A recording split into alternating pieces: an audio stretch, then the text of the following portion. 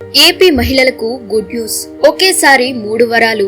అంతర్జాతీయ మహిళా దినోత్సవం సందర్భంగా ఆంధ్రప్రదేశ్ ప్రభుత్వం భారీ పథకాలు ప్రారంభించబోతుంది.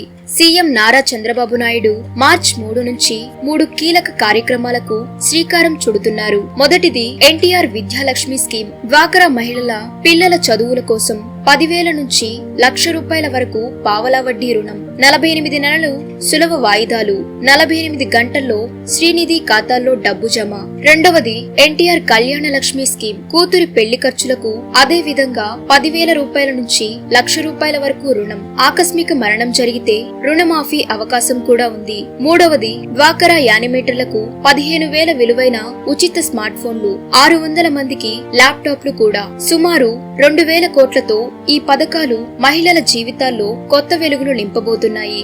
మరిన్ని లేటెస్ట్ అప్డేట్స్ ముందుగా మీకు రావాలంటే ఇప్పుడే మన ఛానల్ ని సబ్స్క్రైబ్ చేసుకోండి.